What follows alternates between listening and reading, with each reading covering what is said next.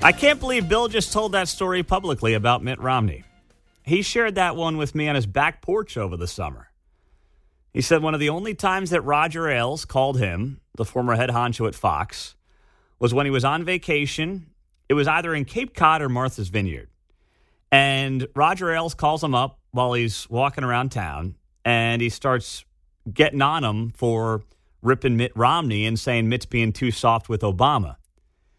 And Bill said that Ailes really never called him all that much. And I'm only sharing this now because, well, Bill's told the story to millions of people on his morning update around the country. So, and he said he was screaming at Ailes. Him and Ailes were screaming at each other on the street corner in either Cape Cod or Martha's Vineyard.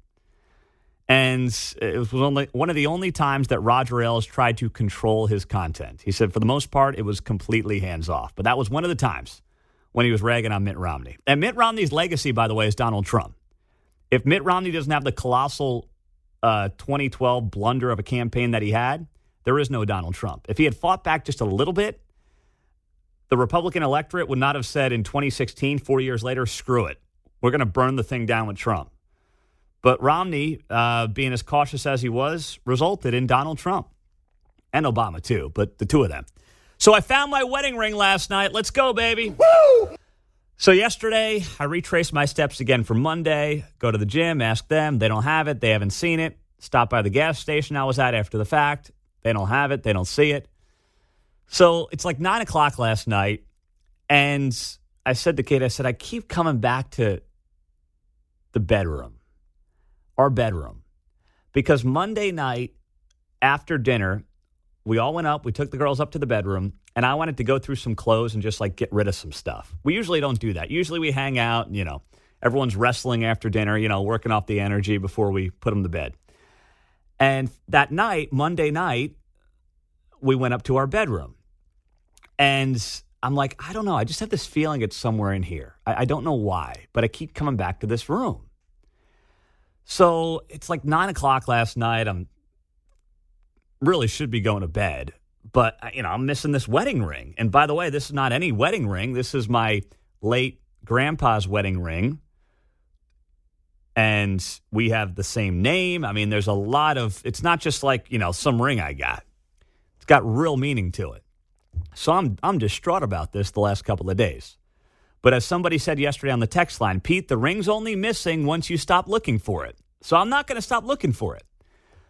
So I'm in the bedroom. I'm like, I'm looking everywhere in the bedroom between cushions, on chairs and everything in the bedroom. And, I looked under the dresser. I keep the ring on the dresser sometimes with my wallet. And the dresser is probably 2.5, 3 feet high so the kids can reach it. Not under the dresser. Finally, I do one thing I haven't done yet. Well, I did do this. I just apparently didn't do it well enough. And some of you are going to say I'm an absolute idiot for not looking here in the first place. But I did look there. Apparently, I just didn't look hard enough. I look under the bed. And I looked under the bed, but I needed a flashlight to see it because it was perfectly in the middle.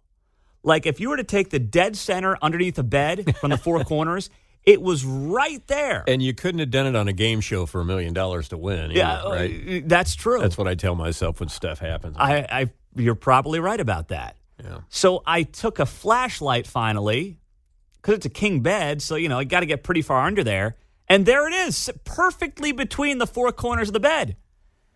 And the only thing I can think of is that Chloe, God bless her, at 2 years old, grabbed it off the dresser that night. We were all up in our bedroom, and I was going through clothes on Monday night. And once in a while, she tries to get under the bed. She took the ring, and she was somehow under the bed, and she threw it under the bed. Or did something, because that's the only way for it to get under there. Claire can't get under there. I can't get under there. And certainly my wife's not trying to hide my ring from me. So she's the only culprit. And I'm not blaming the dog because he doesn't have opposable thumbs. So he couldn't get it under there. So it's got to be her. There you go. And something tells me that won't be the last time she's taken things out of my wallet either. There you go. And at my age, you always take a flashlight when you get down there. So. Yeah. So I have it back. I'm in a great mood. I hope you are as well. It's Thursday morning. We're getting towards the weekend here on KCMO.